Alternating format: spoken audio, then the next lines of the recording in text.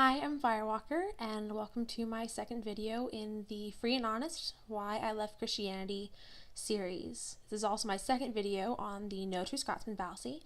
In the first one, I focused on how the fallacy creates an unwinnable argument and something that you simply cannot refute. It's irrefutable. There's nothing you can do with it, literally. And you can see the first video through the link in the description below. In this one, though, I want to focus on this fallacy's effect on how I felt about Christianity and how I felt about knowing something absolutely to be true.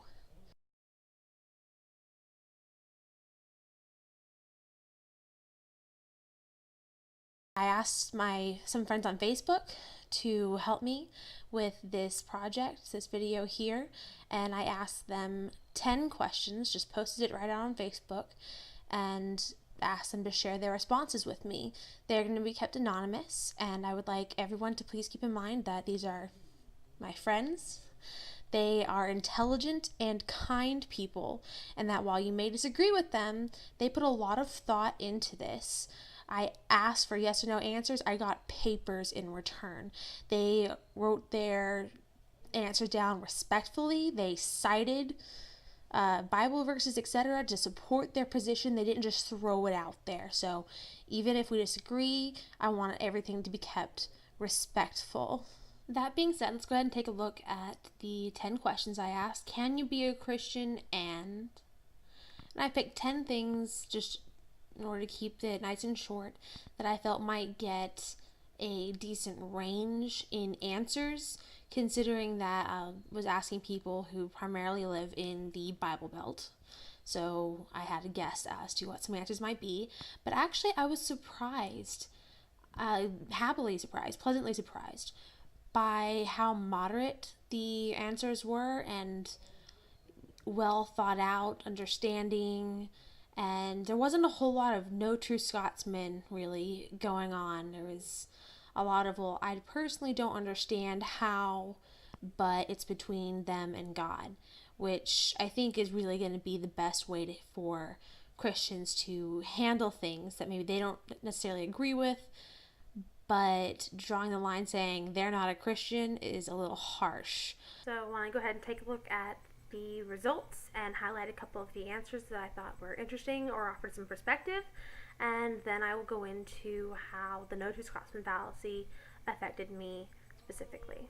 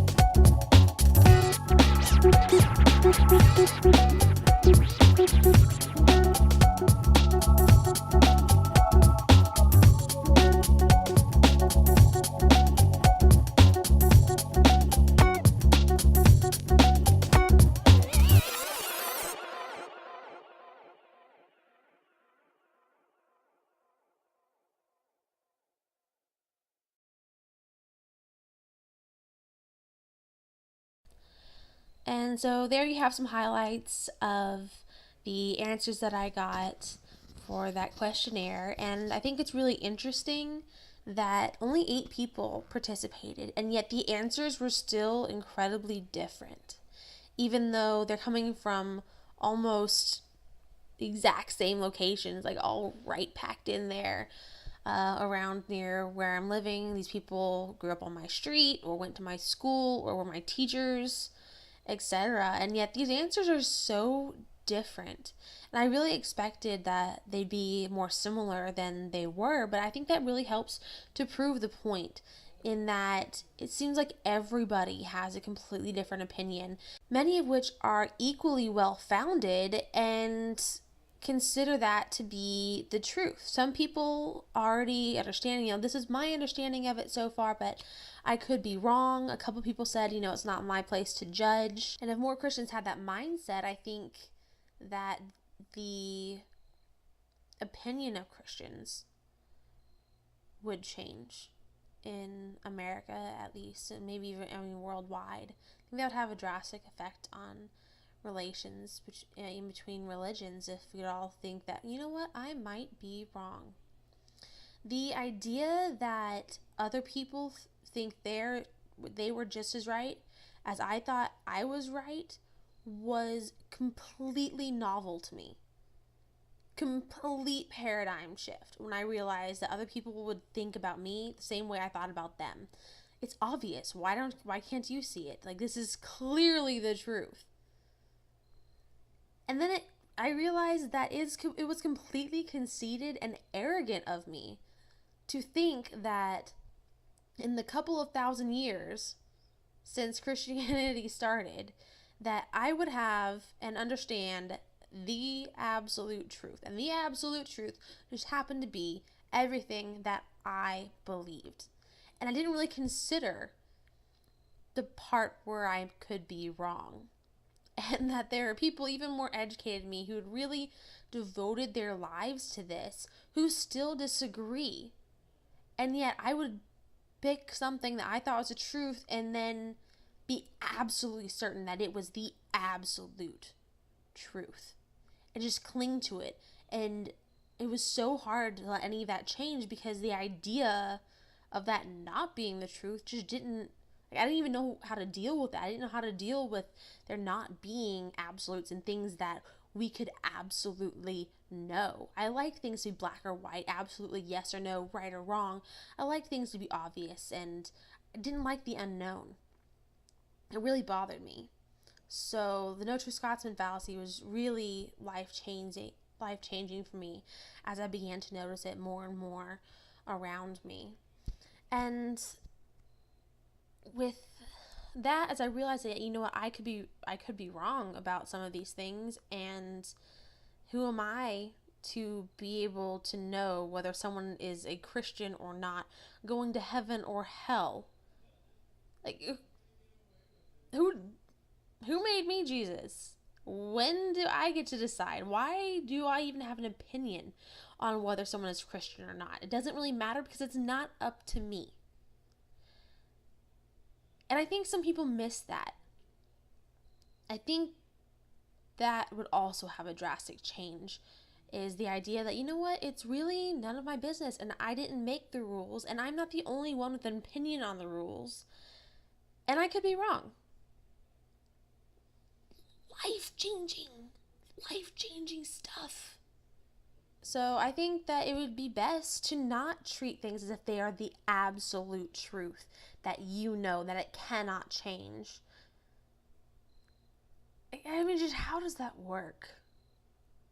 So I'm Firewalker, and that's how the No True Scotsman Fallacy helped change my view on Christianity and eventually led me to reject Christianity altogether, because if I could have all those things wrong, then how do I know any of that, for sure? And it just led me to be more open-minded to other things.